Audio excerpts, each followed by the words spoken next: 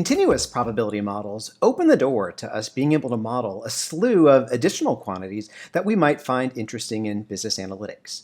So, quick review, we have two major types of random variables: discrete random variables, which are counts like 0, 1, 2, 3, most often as we find them in business analytics, whereas continuous quantities are variables that can essentially assume any particular number inside of a particular range. So remember back in the last unit when we were talking about Michelle, the director of marketing for M&J Jewelry, we were getting some data from accounting to help study customers and specifically help study what the lifetime value of customers were. Now, we had an equation that let us know what the lifetime value of a customer was based on the number of years the customer continued to make purchases with the company, and then also the amount that was spent per year. And the number of years, the amount spent per year, are random quantities as they're going to differ from one individual to another one. But we could approach both of these really inside of the discrete world framework, because the number of years is obviously a count: 1 year, 2 year, 3 years. And technically, if we think about the amount spent per year, well, those possible values go up in 1-cent increments. And we knew we were dealing with a discrete random variable whenever there was a finite minimum spacing between any two possibly observed values, 1 cent in this case. But we can also imagine that maybe Michelle is interested in studying, say, the time between sequential purchases. And assuming we had an accurate enough measuring device, there's really no limit to the number of decimal points we could potentially measure time down to. It could be 7.3155923 days, or even more decimal places if we had that sort of measuring device. And so continuous probability models are going to allow us to capture the variation in these sorts of quantities. Quantities that basically any value in a particular range is possible to see. So how are we going to talk about a continuous random variable? How is it different than a discrete random variable? Well, there's really not too many differences. We're still going to give the name of our random variable capital X, and we're still going to refer to the possible values that we might see with our little x's.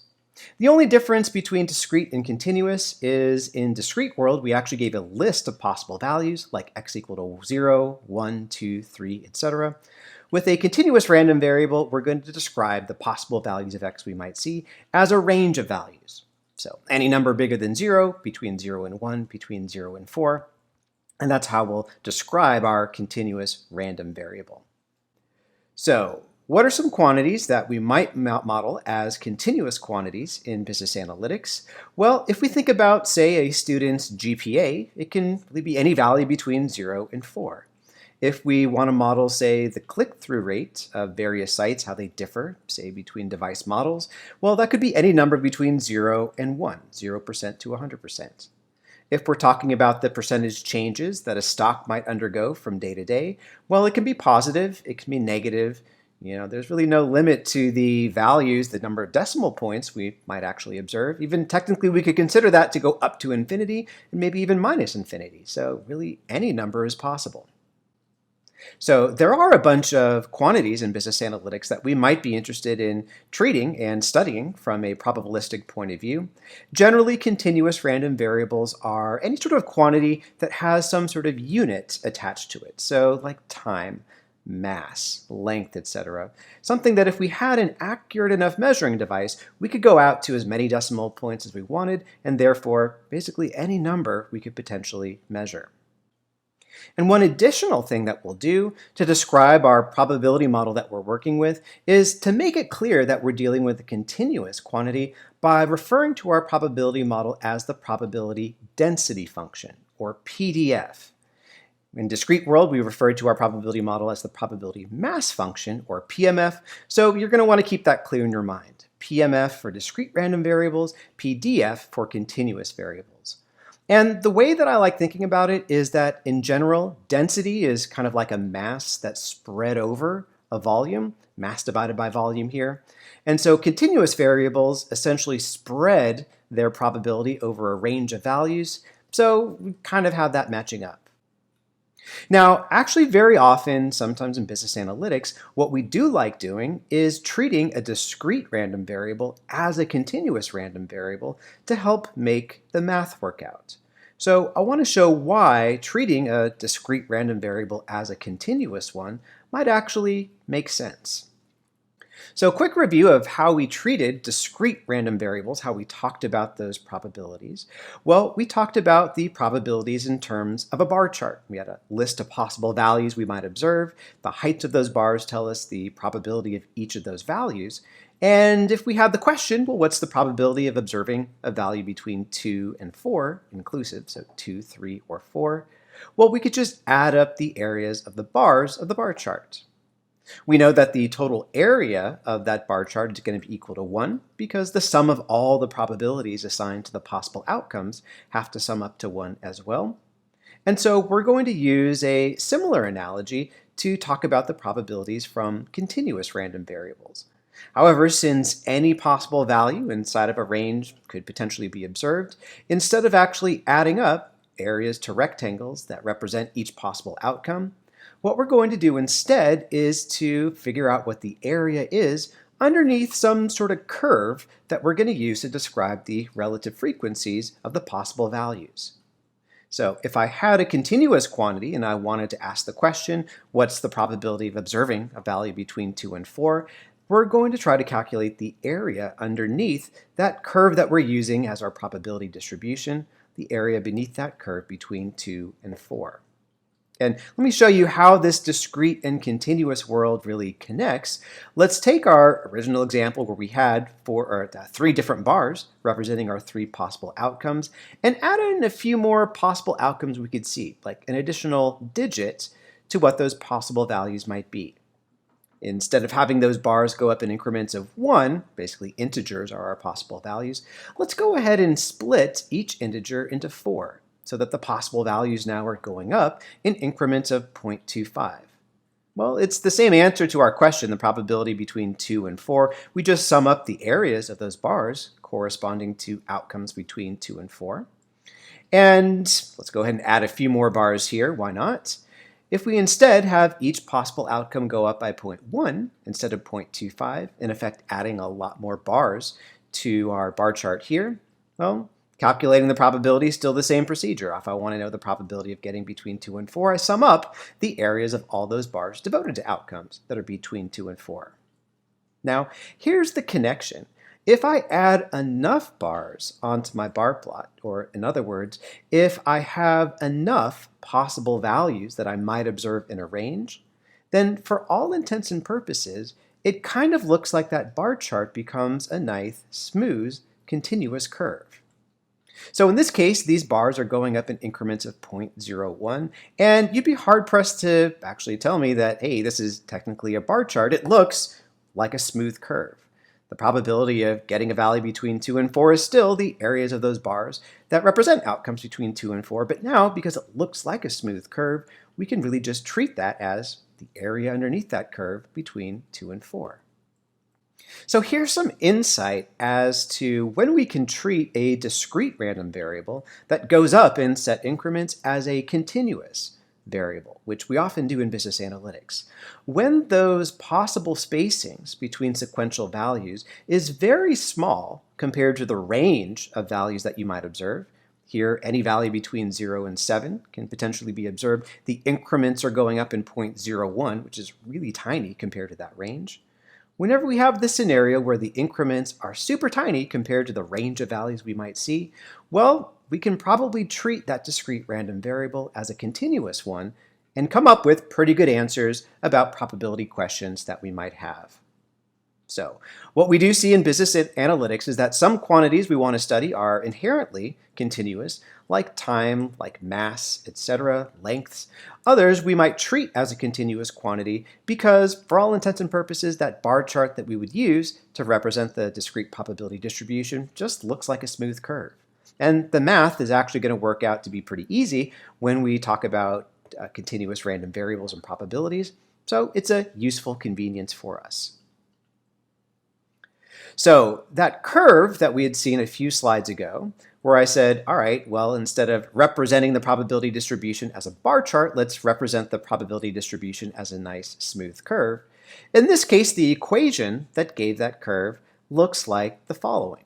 Kind of some crazy number, a decimal number, times x plus 0.2 times e raised to the minus x power. So that happens to be the equation that gives that nice smooth curve.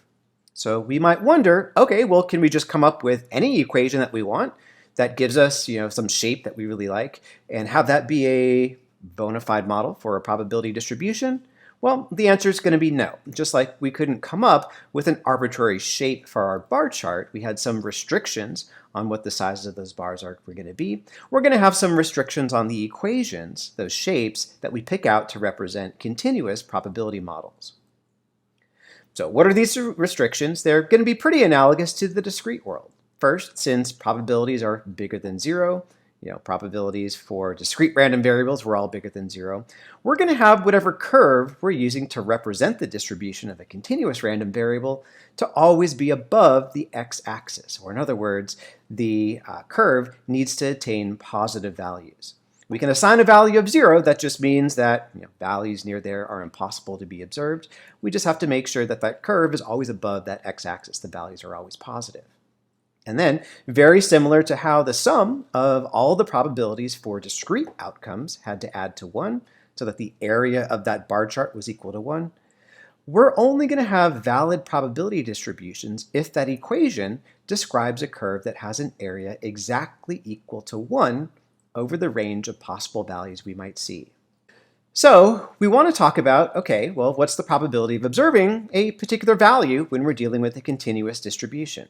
So we're Michelle, we're wondering what's the probability that the time elapsed between sequential purchases is 7.121579 days. Well, here's a quirk when we deal with continuous probability distributions.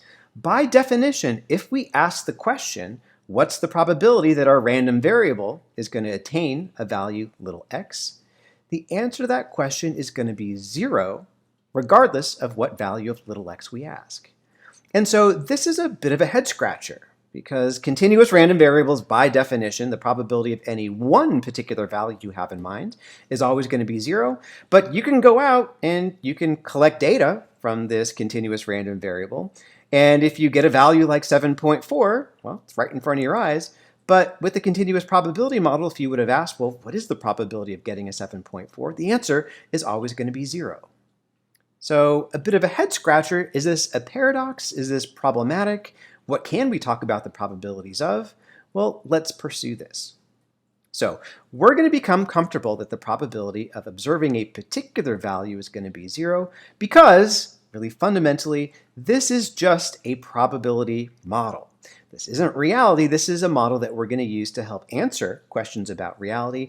It just needs to be a reasonable reflection of reality. So what are the mismatches between our model and reality? Well, number one, I really don't think that there's any quantity in nature that truly is continuous, where any value inside of a certain range you might observe. Regardless of your measuring device, there's going to be a finite amount of precision associated with that, so you're really only going to be able to measure down to a finite number of decimal points. So if you have the question, well, what's the probability that you would get a value of x of 3.141593? We could pretty much consider that, well, what's the probability of getting a value inside this really, really, really tiny range? So really fundamentally, when really asking questions about values from continuous variables, it's really about probabilities in a range, never an exact value here. But really, once again, I think the best way out of the paradox is to realize that this is just a probability model. It's not reality. This is a convenience we're going to use to help us answer some questions. So what does the value of the curve, the height of the curve, actually represent? Well, it doesn't really represent anything directly. What we can do is we can use those values to talk about the relative frequencies of observing values near two different values of x, but that's really about it. The values above the curve are just chosen so that the total area is to 1. There's really no inherent meaning behind those numbers. So what do I mean by this? Well, let's imagine that we had a curve describing our probability distribution, and it looked like this. It peaked near 1, and it falls off kind of quickly as we get to larger values. So if we were to look to see, well, what is the value of our curve at 1? Well, that value turns out to be about 0.37. What's the value at 4? Works out to be about 0.0645. And so what we can use with the heights of the curve here is a little bit of insight as to what types of values are more common, how more common. So what we could say is that if we were to just take the ratio between those two numbers, the height of the curve at 1 versus the height of the curve at 4, we would get a value of about 5.7. So that basically tells us that values near 1 are about 5.7 times more likely than values close to 4. Remember, the probability of any particular value is always 0, so using near, close to, that's really going to be good enough. So if the heights of those curves don't actually tell you the probability of observing a particular value, what can we use our probability model to actually discuss? Well, we're going to use our probability model to discuss the probability of finding a value inside of a particular range. At the most general level, we're going to be focusing in on trying to compute the probabilities of events such as having x be between a and b. And we know that's going to be the area underneath our curve of the probability model between a and b. And so we can write this in shorthand with our integral notation from calculus. So we have the integral sign, the lower limit, the upper limit, a to b. That's giving us the range of values we're interested in finding in x in between. We'll transcribe the value of our probability model, our f of x, our probability density function. And then we'll put a little dx that says, hey, this is a function with regards to x. And that dx is actually going to play an important part, especially when discussing probability models, because a lot of our probability models have parameters built into them, whose values we can tweak to change the shape. So we might find lambdas, we might find mu's, we might find sigmas. So it's really useful to have that dx there just as a reminder for, hey, this is a function of x and not of these other symbols that we see in that equation. So let's use our probability model to compute probabilities. So for example, let's imagine that this curve is one that I want to use to describe the probability of observing a value of x. Now, the only valid values of x are between 1 and 15, and my equation has some kind of crazy decimal out in front, times x plus 2 over 1 plus the quantity x minus 10 squared. So just like what we did when we were working with discrete random variables, the first thing we should do is to make sure that we're working with a valid probability model. We want to make sure that the total area underneath this curve is equal to 1. So we can throw this into R. We can use the integrate function. We can define our probability model anonymously just with function x and then transcribe the formula for our function. And then say lower equal to 1, upper equal to 15, our range of possible values. Slap on a $ value at the end of that to get what the actual area is. And sure enough, it's equal to 1. So we're working with the valid probability model. So what about getting a value between 8 and 13? Well, graphically, we can see that this is pretty likely. It looks like most of the area underneath that curve is in that range. So let's find an exact value. So the probability between 8 and 13, we'd put 8 in the lower limit of the integral, 13 in the upper limit of the integral, transcribe the formula for our probability model, and then either ask R or Wolfram Alpha to help us out. So in R, we find that the value is right at above 86.5%. We could always go to Wolfram Alpha to ask the same sort of question. So we could say integrate, transcribe the formula for our probability model, and then say from x equals, give the lower limit, to, and then the upper limit. And that way we don't have to write any sort of dx. The from x equals is cue to Wolfram Alpha that this is a function in terms of x. Now, before moving forward, a few quirks about Wolfram Alpha that we need to know about in order to really get the most out of the software is that whenever we ask Wolfram Alpha to compute an integral for us, it's actually going to give us two answers. It's going to give us the definite integral, and it's going to give us the indefinite integral. We're always going to be looking at the definite integral because we have actual lower and upper endpoints. We want to know what the area underneath that curve is between these two specific values. The indefinite integral is more useful to mathematicians. It's basically giving you some sort of function that if you were to take the derivative of, you would recover the thing you're trying to integrate. Not useful in business analytics, so we can always ignore this. We'll always be looking for the definite integral. Now, because Wolfram Alpha does have a numerical procedure for calculating the values of these areas under the curve for doing the integration, sometimes it gives a little bit of nonsense input. Sometimes things go a little bit wrong. So, for example, if I was trying to integrate this function between 5 and 15, Wolfram Alpha says, okay, it's about 0.989, but then it's slapping a very small, tiny imaginary component onto that number as well. And that's weird. There's nothing imaginary about calculating probabilities here. There's no imaginary numbers in our probability models. So this is an artifact of just the procedure that Wolfram Alpha is using to compute these numbers. So if we see a tiny little imaginary component to it, we ignore it. It's not real.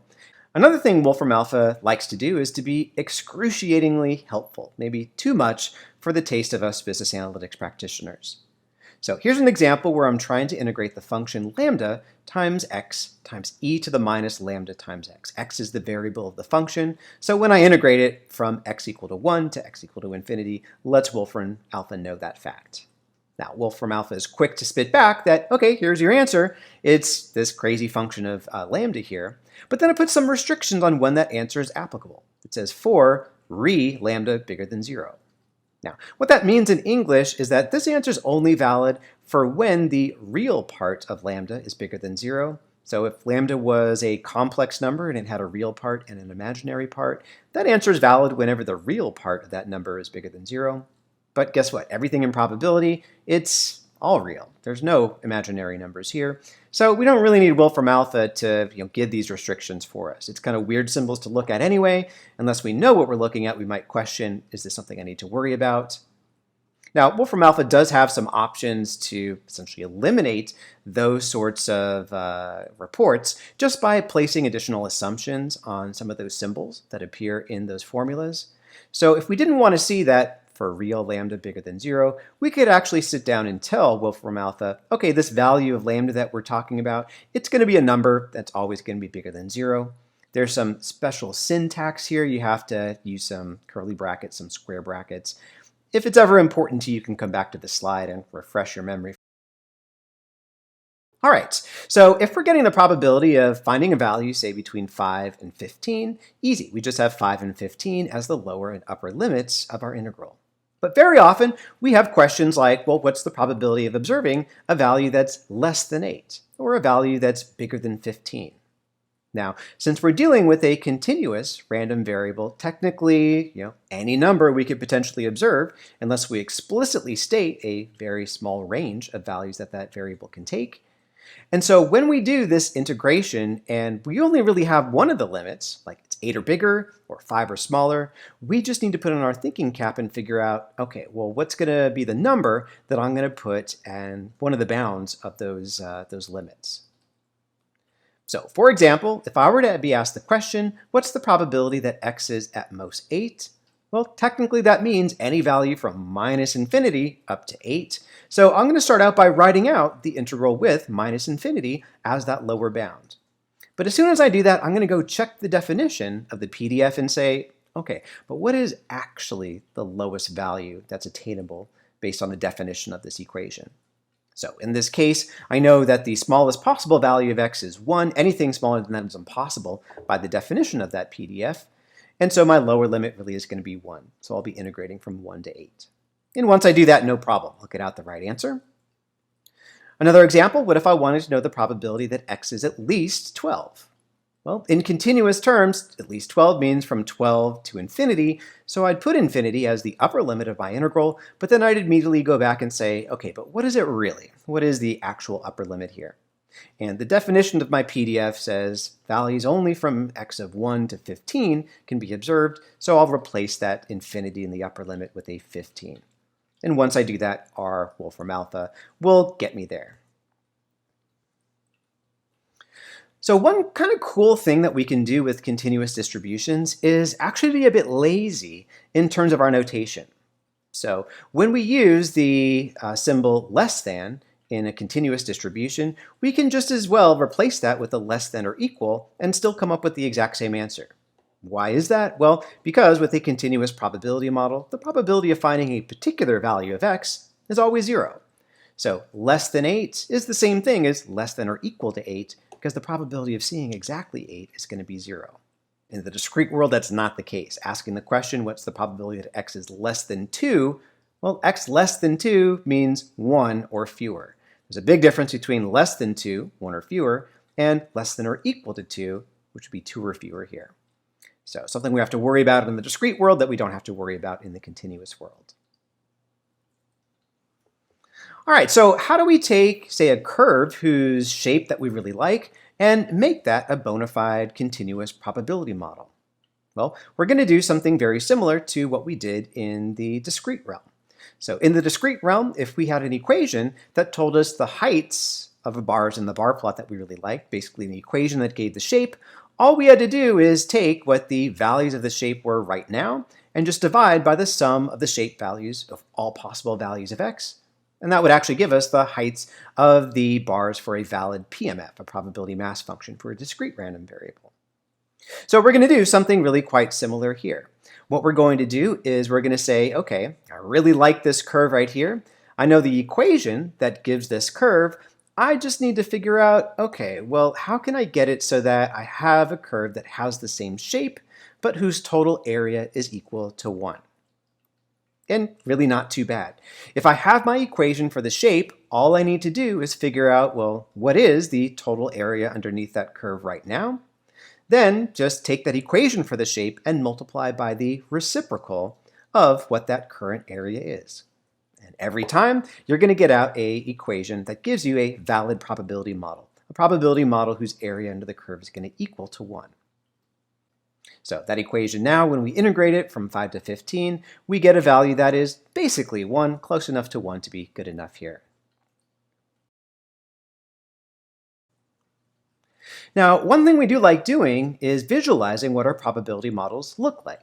We want to know where the peaks are. What are the most likely range of values? Where are the troughs? Is it multimodal, etc.